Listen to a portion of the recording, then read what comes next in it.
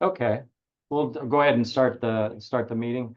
Hey, thank you everybody for attending. And we're excited today to talk about a very relevant subject that we're pretty excited about, which is a hypothetical but structured perception of what a master plan would look like on the south pole of the moon. And we have a guest with us, Jibu Abraham, and he is one of the coordinators with LSIC, which is Lunar let me think. I always forget the acronym. It's Lunar Lunar Surface Surface Innovation Innovation. Consortium. Yep. Yes, yes. And it's an amazing group, and he's got a couple slides that will talk about what one of the groups that he manages, and talk a little bit about it. And it's also a group, I'm going to repeat, that we should really get involved with. And just as a reminder, Mark Hilberg and Steve Pereira and Brad Hyatt and Jibu are in the core team. So this group is essentially a spin-off of a subject matter expert of estimating, and that was we're kind of born through LSIC. So and it's a very relevant group. They talk about means and methods and the technology and the complexity, and it's so tied to what of the challenge that we are trying to solve here. Why I'm excited about today is because we've talked mostly about theory and we've talked about process, and it's pretty far along. Now we get to put our thought caps on and think about how the estimate, not the breakout of coding and the verification process and the lens of expertise that has all the spin-offs, but now we get to think about what is the structure of the actual estimate. And a good metaphor of this would be, which is going to be quite complex, and you'll see the complexity when Jibu starts going over the potential theoretical master plan of a moon base. One way to kind of put it in perspective is when pre-construction here on Earth gets in early and we come up with a calculation of prediction of cost and time, the earlier we get in, of course, the better assessment we're going to make to the predicted outcome, of course.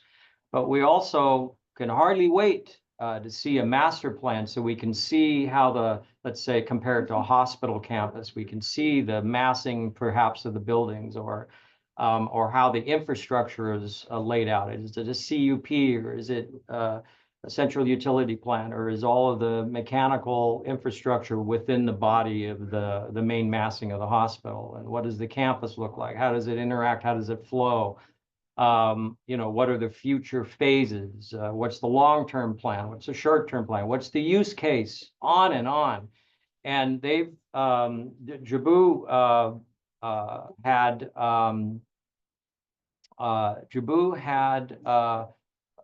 reviewed just very briefly some of the slides, and it was so exciting to see, because they're very far along.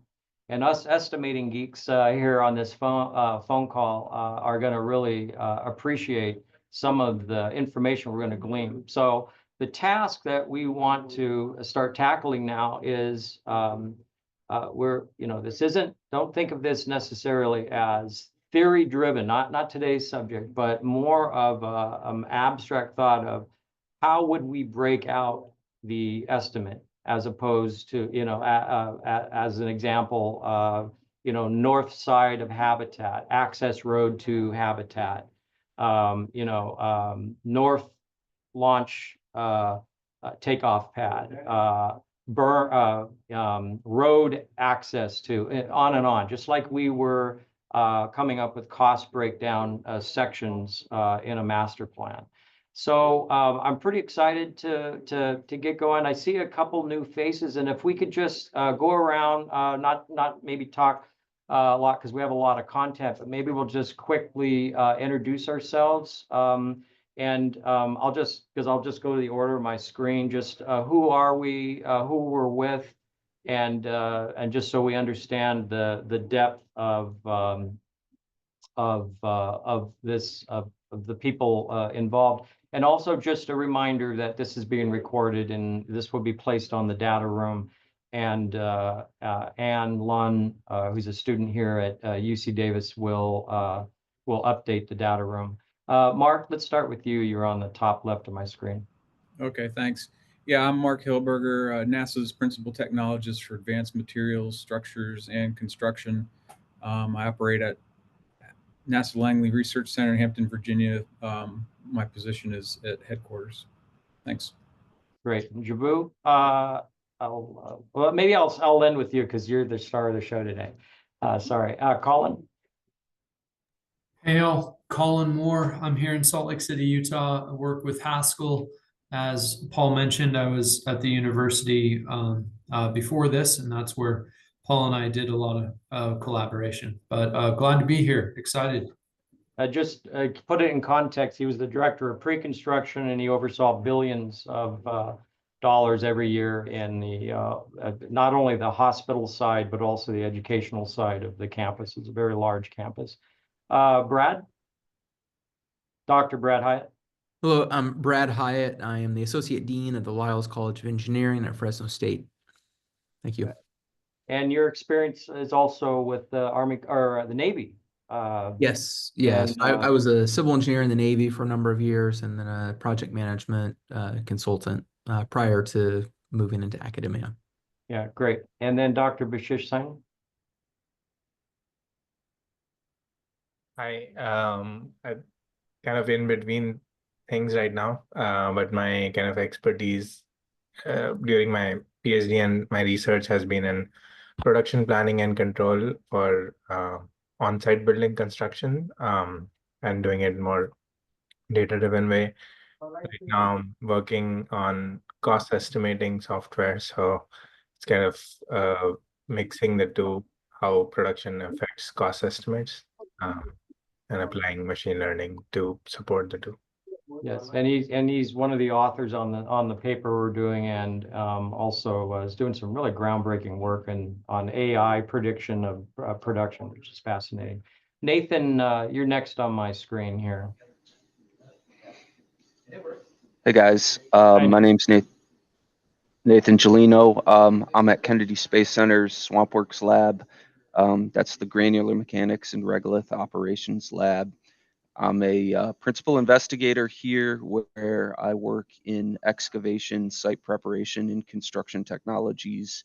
And I also spend some time helping Mark identify the excavation, construction, and outfitting shortfalls, envision future priorities and roadmaps. Wow, Happy to be here. That's great. That's really good to see you. Thanks for inviting him, Mark. That's great. John Lunn, why don't you introduce yourself very quickly? I'm a student at UC Davis. I'm in Paul Martin's estimating class right now. Yes, and I've invited him to be in the research side of studying what we're doing. So, and welcome, John. Let me see here. Jim Ogwell. Juan Miguel. Hey, sorry. Oh, I'm sorry. I do that every time, don't I? It's all good. Yeah.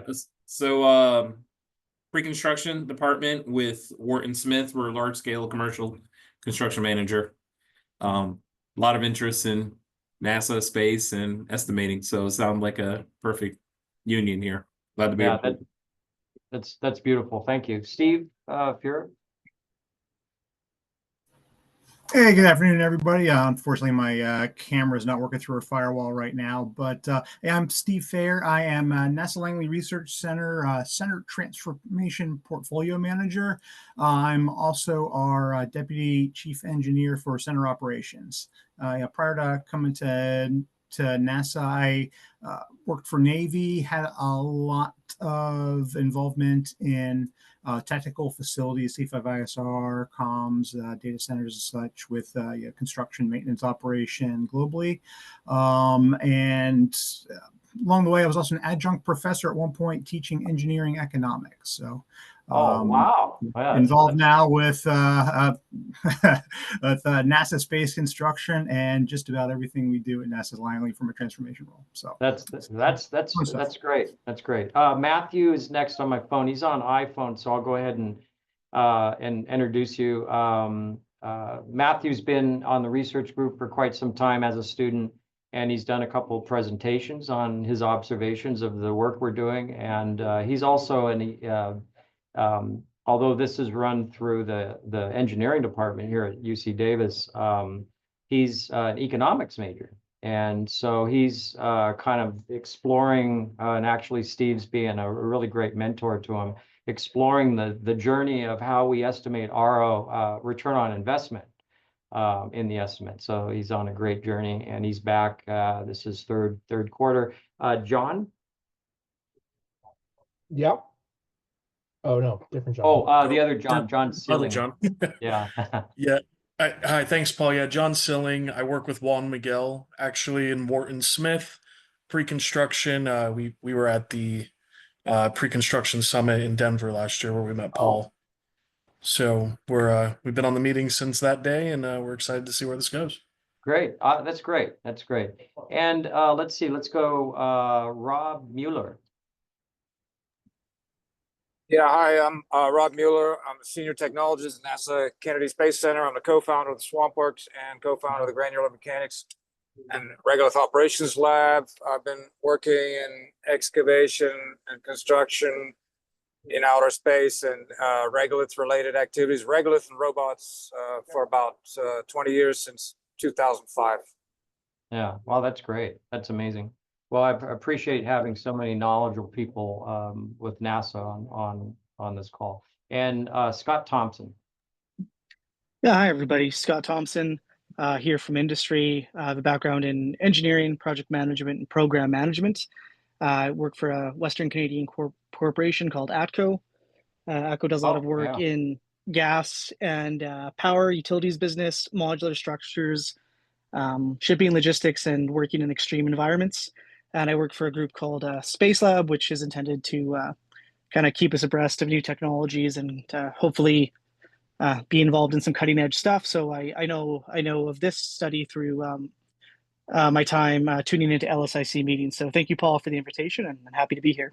Great, thank you. What an esteemed group. So thank you so much. And without further ado, I'd like to introduce you to one of my mentors in this subject matter, because he kind of got us on our journey, and also a valuable motivator and leader in LSIC, which he'll talk a little bit about, and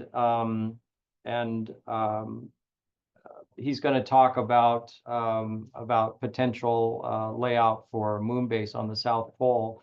And I think when he starts, you'll understand the relevancy right away on what our group is. And to me, this is, and speaking to some of the other members of the group, and some of them aren't here. Oh, wow, we have Fred here. That's great. I definitely want you to meet Fred.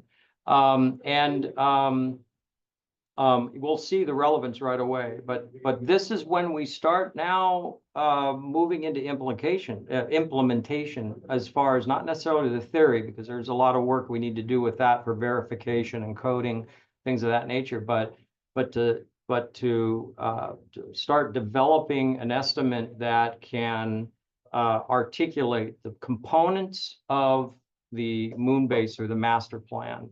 And before we start this, Jibu, I do want to introduce Fred Kalusin, who's a brilliant thinker in estimating philosophy, works for Rudolph Sutton. And just quickly introduce yourself. And you were a NASA estimator too, which is... I was years ago. Yeah. Yeah, so I'm a senior estimator, electrical estimator at Rudolph and Sutton, general contractor. Yeah. and just a great thinker. So thank you for joining us today. So I think we pretty much have everybody. Jibu, thank you so much for presenting. Can hardly wait. And I think I have you set up ready to go. And then we'll have a discussion afterwards on potential breakouts on the estimate after you're done. All right, Paul, thanks for that intro, and thanks for this team gathering together to talk about this topic. My name is Jibu Abraham. I work at the Johns Hopkins Applied Physics Laboratory as a space systems engineer. I'm in the space sector. Part of my time is on space sector programs, and I also work on a bunch of programs for the air and missile defense sector for electronic warfare. As part of my program on the space side, I help to co-facilitate the excavation and construction focus area. So I'll get into a couple of slides on that, but it's through LSIC, the Lunar Surface Innovation Consortium. I'll put a little link over there. LSIC's job or role is to facilitate a community that helps to solve and support developing a sustainable presence on the moon. In particular, identifying technologies and advancing technologies to help answer the big questions for a sustainable presence. That's how do you perform excavation and construction? How do you ensure you have reliable surface power? How can you have in-situ resource utilization? How do you live off the land, convert things such as the regolith into usable oxygen, and also cross-cutting technologies. So I don't know the background everyone has on LSIC or APL, so I just put a couple of slides in there by a background. I'll eventually get into what we're calling a community-derived infrastructure plan. So it's not a master plan, but it's the information that would inform a future master plan. And we're derived from a subset of the excavation and construction team. So there are folks from APL, as well as industry and academia, including organizations like AECOM and Bechtel, folks like Rob Mueller, Nathan Gelino, and Mark Hilberger, as well as folks from academia. So we're all in this together to help derive a notional plan of what a site-agnostic lunar base could look like, so that it's easier to poke holes at. It's hard when it's theoretical, but once you have a starting point, as one lead engineer used to tell me, it's easier to use the red pen than the black pen. So this is a starting point for the community to have constructive dialogue on a lunar base. Let me give you a little bit of background. APL, we're a university-affiliated research center, where our main sponsors are the DoD, NASA, and other government agencies. We're in Laurel, Maryland. I think we're close to 10,000 staff now, and our goal is to create defining innovations and ensure our nation's preeminence in the 21st century. We have been in the space industry since the beginning. What you're seeing here is a picture of the Earth taken from a camera that was placed on a V2 rocket. And this is the first ever picture of the Earth that was taken by an APL mission. So we were there from the beginning of space exploration, as well as we're involved all points in the solar system. We had a mission to Mercury, that messenger, that if you were to search for images of Mercury, you'd see APL spacecraft, as well as out to Pluto. And then you guys may have heard of the DART mission that helped to redirect an asteroid. So we're really involved in space. We'll eventually have Dragonfly, which is a mission to one of the moons of Saturn, and to perform a mission there. So LSIC is the Lunar Surface Innovation Consortium. We are trying to be a hub. NASA has enlisted us to be a hub for nonprofits, industry, academia, and government to help spur on these conversations and help to identify technologies to get to that sustainable presence. There are four main capability areas. There's in situ resource utilization, excavation and construction, surface power, as well as cross-cutting. So Sada Hasnain and myself, we helped with the privilege of facilitating the excavation and construction focus area. And what do we do there? We focus on technologies related to kind of a broad breadth of excavation construction related technologies, including infrastructure, technologies, in situ repair, and master planning. So we meet over Zoom 2 to 3 o'clock the last Wednesday of the month. And if you go to that link I sent out, everyone's welcome to join. And Jibu, just to let everyone know, that would be Eastern Standard Time. Eastern, yes. Thank you. Yeah. So thanks for that brief commercial aside. But here's one vision for the moon, right? That looks like a great pictorial. We have a central hub. We have berms. We have a landing pad.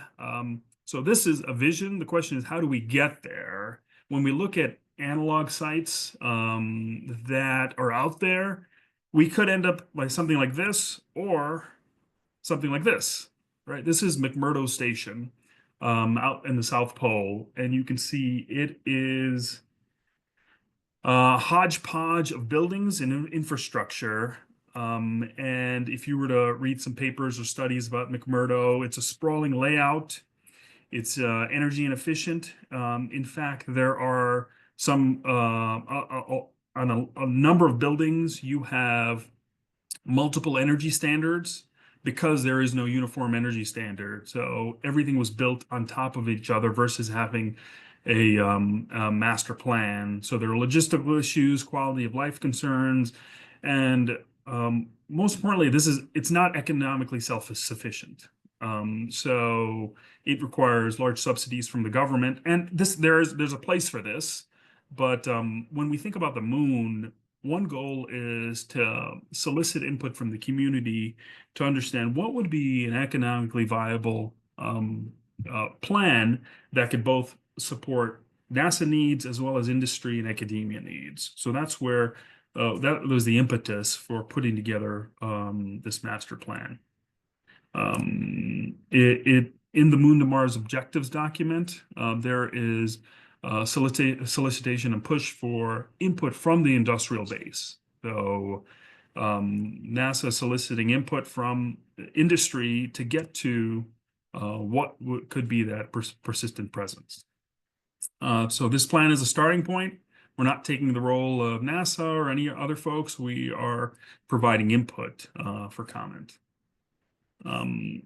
As we think about the overall process that we took to get to this notional plan, we leveraged the Moon to Mars Objectives document, Luna 10, which was an effort that DARPA put together.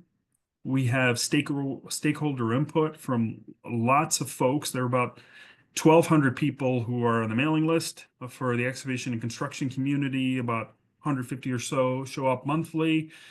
So we derive a lot of input from the technologists and academics, industry experts, plus we leverage some use cases. What would we be doing on the surface? So we just took a swag at what that would be. It would be transportation, science, operations and maintenance, mining, commercialization, and governance. And then from there, we derive a set of requirements and a network diagram on what a notional base would look like. And then we disclose this at the LSIC fall meeting. And then our hope is eventually this would inform a master plan recommendation. Is this making sense so far? I know I'm moving pretty quick. All right. So we have some ground rules, assumptions, and constraints. Just so we have a starting point, our timeline is 30 years from now, the year 2054. We're assuming that we need to generate the survival needs for 50 humans. Our primary activities are operations, science and exploration, mining, and transportation.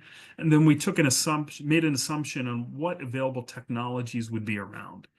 That the capability of converting regolith, raw dirt on the moon, to oxygen has advanced to the point where we can now extract oxygen from the regolith. The lunar soil is about 40% oxygen. So if you can take that, melt it, you can extract oxygen, which is important for both humans as well as an input for fuel for rockets. Additionally, you have the landing facilities are established. There's reliable power and reliable comms, position navigation, PNT is available. So now I'm going to go through this network diagram, which we hopefully will inform the great work that you guys are doing. And I was encouraging Paul to attempt to get to a tool that we can use with a network diagram like this, so that we can size a certain end state. So we're starting out with let's start out with the humans. All right, we have 50 humans, and based on the research of our group, we determined that to keep them alive, it would take about 1,000 kilograms of oxygen per month. From that, we can see both the waste CO2 organics, as well as the water, the heat, and any inorganics that come from that. Then we looked at how do you generate that oxygen, right? There is no atmosphere on the moon, so you can convert, as I was saying, some of the lunar soil, the regolith, into oxygen. So it would look at this lower line. You could take about 8 metric tons of regolith per month. If you were to excavate that and put it in a system, there are two competing ISRU, Institute Resource Utilization Technologies. If you were to take that and put it in a carbothermal process, you can extract about almost 1,000 kilograms of oxygen per month. Then we said, oh, well, what's the power demand to support the excavation?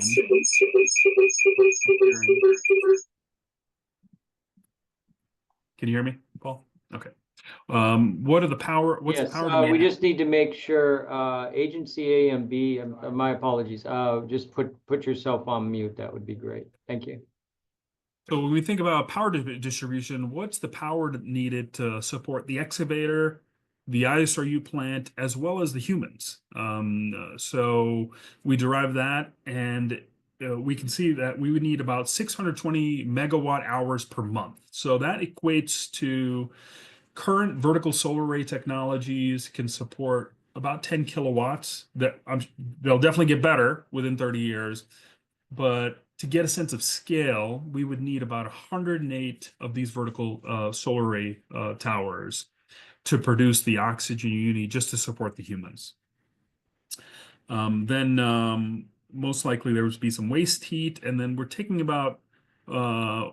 making an assumption that you would have a science node that's supported with about 5 humans. So this is just the power needs to support the humans in that science node. So we'll need to derive some power demand to support the science as well. So that's out of limits at the moment. From there, we took swag at if you needed to produce enough food for 25% of the caloric need of those 50 humans, we were able to size that greenhouse. And from there, you can also look at this upper line over here. If you had a spaceport with a Starship class lander, how much power, 6.4 megawatts, and regolith you would need to move about 2,000 metric tons compared to 8 metric tons just to keep the humans alive.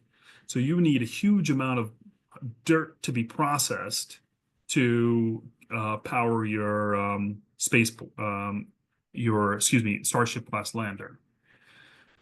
So you also need to supplement the human needs, both on the 75% remaining of the food demand, water, as well as spare parts and consumables. So we get a first order type notional framework for what it would take for a notional lunar base to keep 50 humans alive. So let me pause here for now and take questions or comments.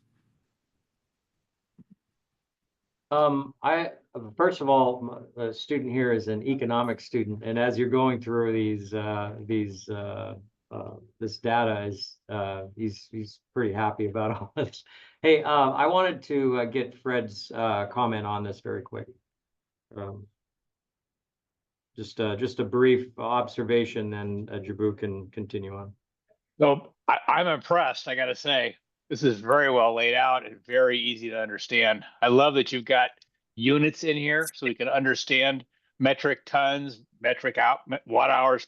This is, at least in my experience, very rare to have something this clean and this understandable.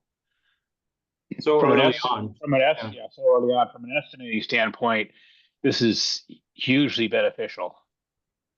Yeah, agreed. That's what I'm thinking too. So thanks. That's great.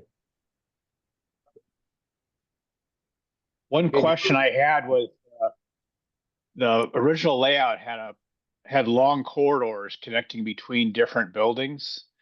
I'm curious why the long corridors. Are you referring to the McMurdo station or? Yeah.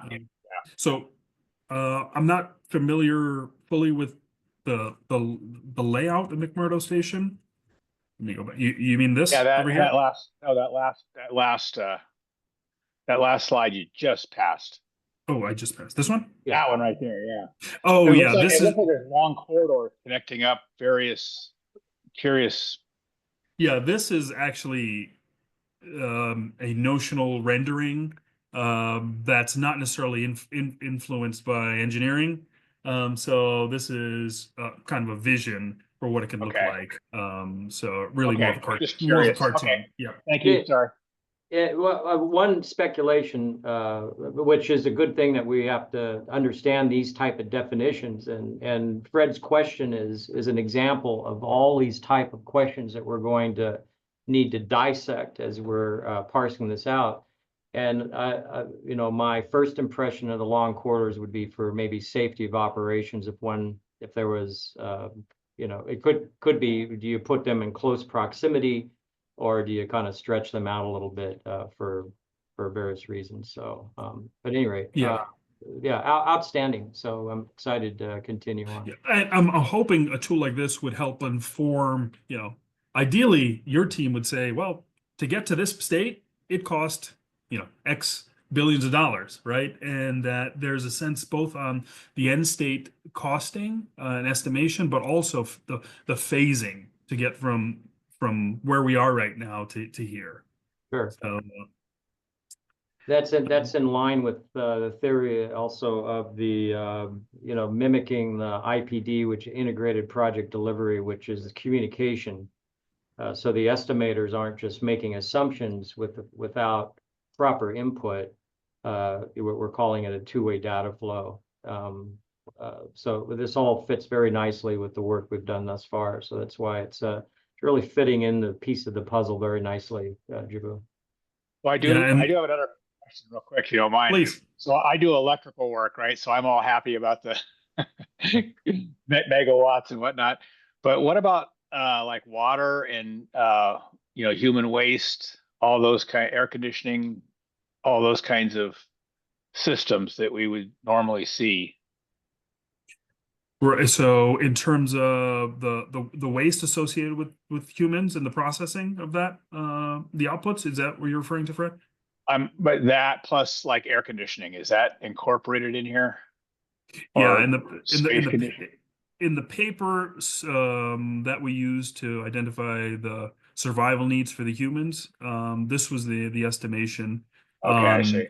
on the power demand to keep those humans alive and comfortable. But in terms of building it, in terms of the first build, right? In terms of like getting something that would actually provide water or air conditioning there, you know what I mean? Go ahead. Sorry, no, you go ahead. Were you about all to say right, I was going to say, Fred, this is pretty, and these are great questions, but they may be a little premature. This is pretty aggregate, and you know, looking at it is kind of a conceptual dive into a potential master plan. Yeah. And with more detail than we would be, you know, this is like nirvana for estimators, right? Because yeah, no, this is great. Yeah, it really is, because every Jibu, just so you know how our minds are working and the process is, for every calculation you see in gold, we're thinking of thousands that fit into that calculation, and it creates criteria for us to go deep dives in prediction models and things of that nature, plus how we break it out. So that's why, there's what may seem like little information is tremendous amount for us. So anyway, it's outstanding. Vishish, you had a question, Dr. Vishish Singh, UC Berkeley. Yeah. Yeah, I think this is very helpful in like understanding and like understanding all these different elements and how they interact. This like map, is it the end state of a specific mission, or and the phasing has been kind of worked out, or is that's kind of something needs to be worked out? Oh yeah, this is definitely a notional end state. So there's a lot more work that needs to be done. So this is an end state consideration, right? And it's a network diagram giving no credence to spatial constraints, right? And additionally, there are constraints when you actually pick a candidate site, right? So it'll look a lot different. So these don't represent, any sense of scale of these lines. So that would be some work we need to do for the next phase. I'd also like to direct, in the chat, Nathan, these are intuitive things also, and this is very typical even with complex infrastructure projects that we have here on Earth. Early mapping out goes through a lot of changes, and an example. Absolutely. And as an example, but it may not change the amount of power needed or the amount of oxygen needed, things of that nature. But as an example, Nathan has, well, realistically, maybe and he's on the chat here, maybe it's beneath the ground for shelter for radiation and micrometeors and, things of that nature, which is something that the estimating perspective has to be very agile. We have to, the tool has to, and the methodology and the practical application has to adjust to the new technology or the new systems being put together. And then I'd also like to direct attention with Mark's comment as well. Please review that as well. If you wanted to continue, I'm just doing a time check here, and so we have about 20 minutes. So. Okay. What we're working on in this year is considering some of the trades. So there'd be a lot of trade studies on considering food and resource supply, comparing importing food and water versus producing it on the lunar surface, options for habitat design, options for power systems. What would a VSAT farm look like versus fission surface power? Trade studies on mobility, material transport, and science facilities. So we may not get to all of these, but these are some of the trades that we would get into as we add more flesh to this skeleton. And then I have a number of requirements here. We don't have to get into this because of the level of detail, but I think I'll sort of stop there, Paul, and take any questions. Well, first question I have is it possible if we were to post this, we'll have the recording posted on the data page. Is it possible if we post this, your presentation? Yeah, I'll send you the presentation. Yep. Okay, and it can be on PDF, doesn't have to be the PowerPoint, just do PDF. This is a public release, so. Yeah, sure, that's great, And then also, we'll, if you're new and we're not on the invite list, we'll make sure you're on the invite list for here forward, and then we'll also give you access right away to the data the data room. So Mark, you have a question? Oh, yeah, thanks. I just didn't want to interrupt. No, please. Yeah, I had a question for the estimating folks. and it's kind of funny that Nathan put that comment in there because I was literally writing this note down to myself. So at what time do technologists come in and start informing you of various options to, complete your design or your mission or whatever? And Jibu started talking about the various trades that we would like to do. At what time, or is there a time in your process where you're trading different options to get to where you want to go, and how do you take inputs there? Yeah, if I could field this question and then the forum, please add or subtract anything I talk about. Because we've talked about this through this last year about how, and it's part of the main theory of how estimating and we call it the master estimate, the master estimate has agileness, and that can address pivoting on technology. So, to answer your question very directly, very early on. Even when, because there's not just going to be one answer, there's going to be many answers. And then those many answers will start honing into a probability that that's probably the most likely design or the most likely technology that's going to be implemented. And so with that is we'll have to, using subjective, objective units and things of that nature, we always have to have the complete answer. And so we'll have to have a basis of starting with some technology. Right or wrong, maybe the most logical. And then as that gets refined, then so too does the estimate components. The important thing that we've established over this last year is that the communication with the estimating team, and it's not one estimator, it's cross sections of disciplines that are working together, that are in communication some way, somehow, with the different technologies that tie into, let's say, the habitat or the mechanical infrastructure.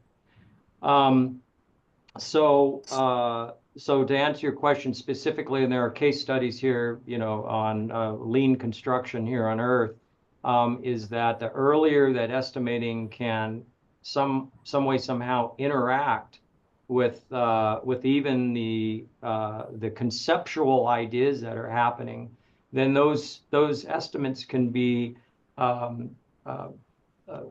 start being refined to what the final answer will be. But there's always going to be some idea of cost. We don't have to wait. If the estimate waits for the technology to be figured out or honed in, then there will be a surprise, because and the surprise will be more money than anyone anticipated.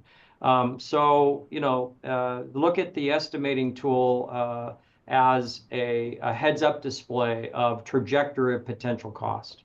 And that could also deflect on what direction your technology may go, I'm looking at technology, and we've talked about this, the team has talked about this, is the metaphor would be in a hospital, gravity wins. So in a hospital, you can't even put your arm through the ceiling, because it's real estate. There's med gas and, and on and on.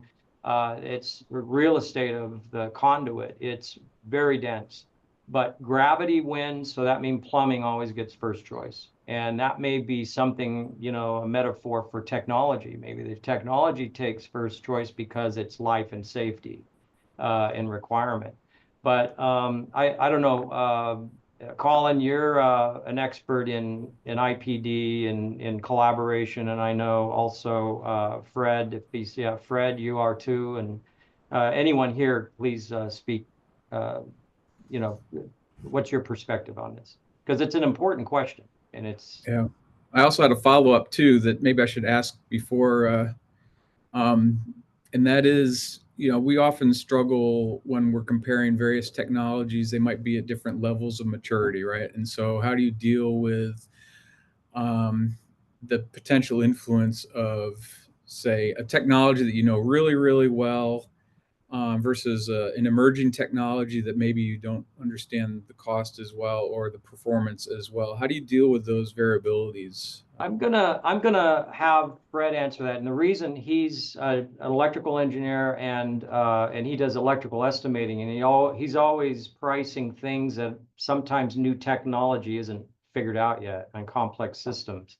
And Fred, what's your observation? That's a really, really hard one, especially when you're talking about big systems. It's a great question. I wish I had a great answer. I don't. But what I always try to do is get to a common sense variable. So try to break it apart a little bit and try to get to some kind of common sense and compare it to the existing system and what you know and what you don't know, and kind of separate those two elements to, okay, the baseline is this. Now what do we not know? And try to put sort of allowances to it. But that becomes quite difficult when you're talking about such a complex project as this. Yeah. And so many unknowns. Yeah, agreed. And therefore, it's going to be even more important than, let's say, earth construction, anything that we've dealt with in estimating, that we are interacting with the teams that are putting the technology together. Because there's a lot of Q&A, a lot of question and answer. So every question an estimator have could be 100 line items of an estimate. You know, it's just really understanding the things we don't know, and then understanding the qualification of that final assumption that's made, and not locking it into a steel box perception, but the estimating perception would be agile, as because the technology is kind of a very complex piece of a puzzle. Therefore, anything that changes, it literally needs to be a one-to-one change. The estimate has to be the tangible metric of the existing state of whatever section of the estimate that we're doing, whether it's the habitat or a road or, you know, the launch or landing pad. We've talked about at the very beginning trying to get into very, very deep detail, more than we probably ever would even imagine, to get as close to the detail at the beginning as that we would have at the end. Therefore, we have a historical communication as well. And the one way there are many ways to do that, but one other than analysis and statistics, things of that nature, but also communication, because estimators can only estimate to a high level of accuracy what they know. And there are so many technologies that the scientists or you know, the folks that are designing, they're great designers, but they may not have the estimating sophistication, or not experience, not sophistication. Everyone's sophisticated. Paul? Experience. Yes. I think we had chatted about this before, but what could be helpful is also papers like this one, where you know, this is Phil Metzger and Greg Autry, The Cost of Lunar Landing Pads with the Trade Study of Construction Methods. So, and this is an example of what Mark was talking about, how there's so many unknowns in the technology, right? That the trade space for cost should also include those technological unknowns. So what he did in this paper is looked at just one of those infrastructure elements, a landing pad, and has some considerations on different technologies to develop that pad. And then does an estimation on the cost it would take. Let me go down here.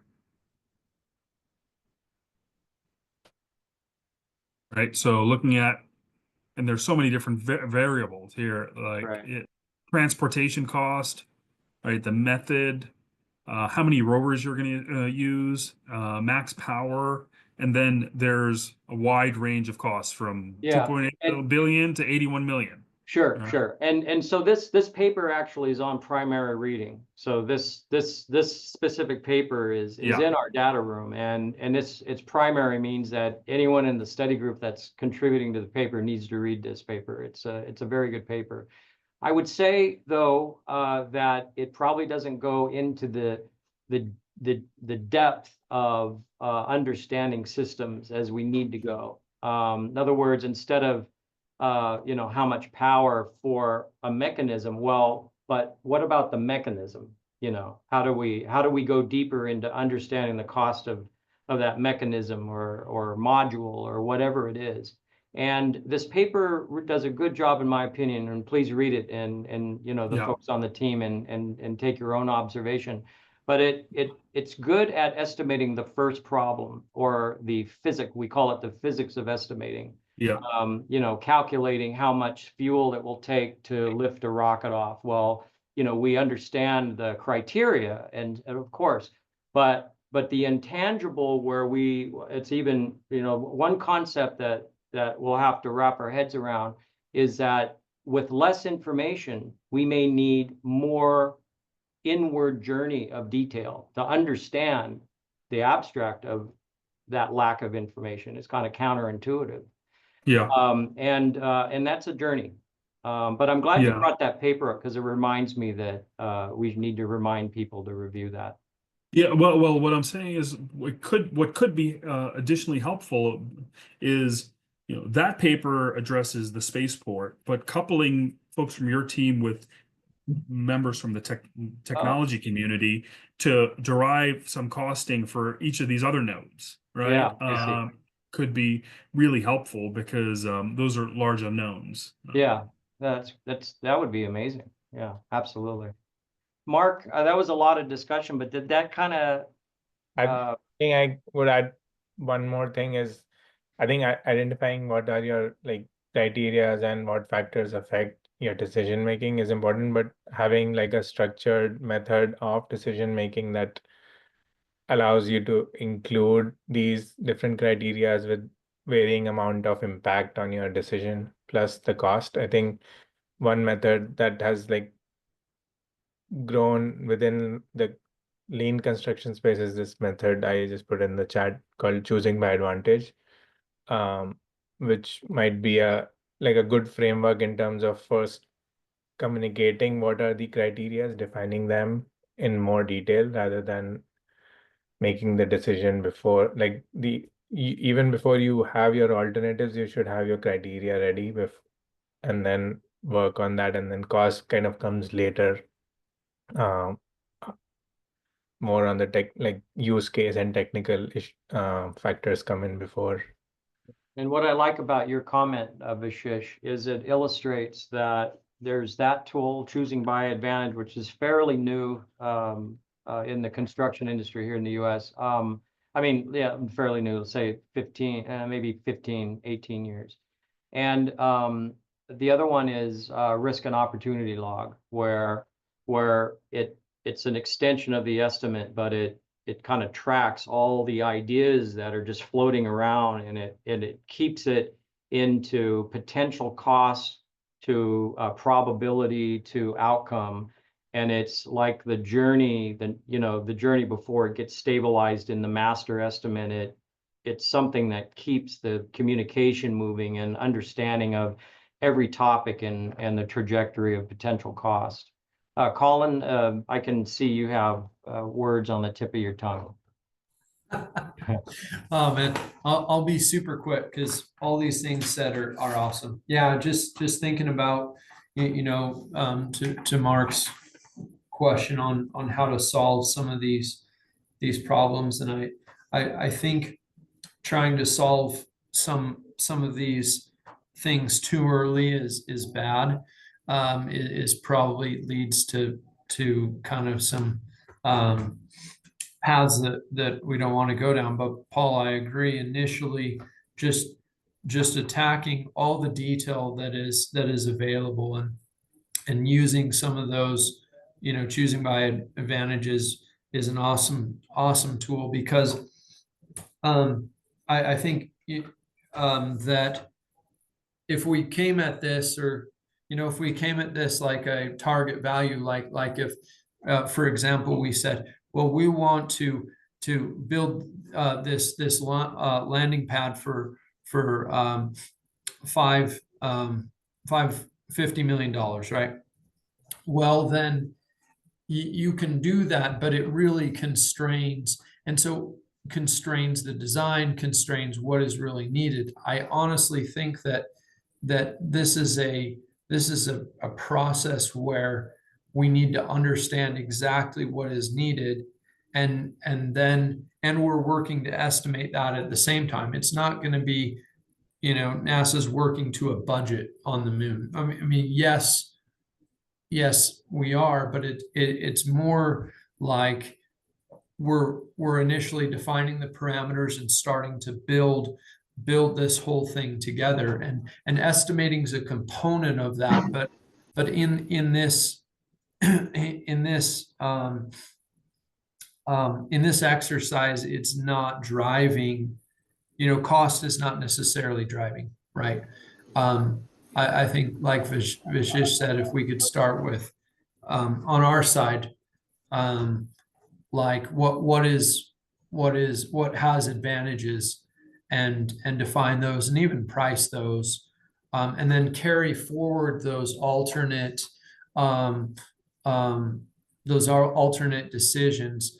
What is that method, Paul, of carrying forward decisions, as far as we can? Vishesh? Set-based design, Huh? set-based design, or like last responsible moment? Yeah, kind of a last responsible thing. We're carrying forward all these decisions, and then we're chopping out the bad decisions and moving them out to the side.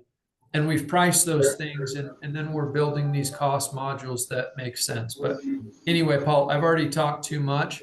No, not at all. It's not a cut and dry, is what I'm getting at, right? It's not a cut and dry estimating process. It's a collaborative, like you said, it's integrative. Yeah. Yeah, thank you. Yeah. I think, Mark, I mean, look, it's a complex thing. I'm reminded of, there's a nice to have and a need to have. And that's like when, hospitals or spreadsheets, not pictures, when they come up with a business plan. There's life and safety, there's, what the doctors have to have, not what they would like to have sometimes, is what they have to have. And, understanding that criteria, I think is really probably, there's life and safety and logistics, and, that is really one of the main drivers of that would pull design. And to understand two options, and then, two options of technology, and one's more expensive than the other, but does the expense offer something better that is a need? Then obviously that's that's a path that needs to be explored. Yeah, I appreciate the conversation. I think Nathan and I need to jump to another meeting, but yeah, I'm looking at the time. Yeah, I really look forward to furthering this conversation. Go ahead, Nathan.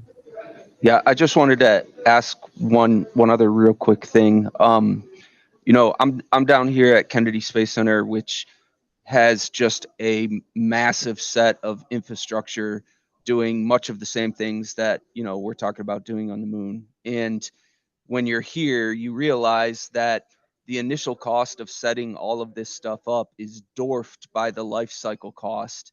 And I think inevitably the success or failure of our ability to make a sustained presence on the moon is going to be because of those life cycle costs, the operations and maintenance and upkeep kind of costs. So is there some piece of that is included in the effort that you guys are working towards, or is that out of scope? No, it is absolutely in scope, and that's actually being driven by Steve. Steve moved us down that path, and I'll let you speak to it. But his thing was his thing was about return on investment, and how do we include that in every line item? And Steve, can you speak to that? Yeah, a lot of that. And that was really, what is the value of innovation? I was thinking more of like the technologies that you need to develop to get just to meet these requirements. There's an enormous value to that as well that becomes part of it. And then the end goal. I mean, if you're looking at it like a business, it's one thing. If we're there for exploration, that's another. But as we're having this conversation, I was thinking more of that technology question, and really, I think that is almost another just uncertainty quantification problem where any particular solution, we have that cost estimate tied to a technology, but there's uncertainty in these technologies that don't yet exist. And the terrestrial construction, sometimes we have experimental techniques, but generally speaking, we have hey, we know this will work. It works well. We're not wondering, can we construct a crane? We know we can construct a crane. Whereas we don't know if we can construct a crane. There's a lot of these technologies where it might take 5 or 7 or 10 years to develop the technology that you absolutely need to do this, and you might not know if it's going to work until maybe year 7 or 8 or 9. And you can't wait that long to find out, is this going to work or not? So you end up, I'm thinking what we'll probably end up with is a probability distribution of, cost estimates tied to technologies and everything ingrained, where we'll probably have to develop multiple streams of technologies for these multiple paths until we get to a point where we have confidence that, yes, this path or this path is the correct point and will get us there. Yes, yeah, agreed. Stephen, also, Nathan, on top of what Steve said, which was very articulate, our return on investment includes life cycle costing, because return on investment means X, you put so much in with risk or whatever on a habitat that is going to last 20 years or 50 years or whatever that is. And so that opens up the exploration of what is that return on investment, which you have to figure life cycle costing, maintenance and, spare parts and, systems that you chose, the technology, let's say mechanical systems, you chose a certain thing. Well, if there was another mechanical system that was chosen over 10 years, would that have been actually cheaper? Those type of things all ties into what Steve was pushing us for on, was like, let's understand return on investment, the technology, but all, they commit to a technology. What's that really mean in the holistic cost down the road? Paul, I have to drop off, but yeah. just want to thank your team for the opportunity.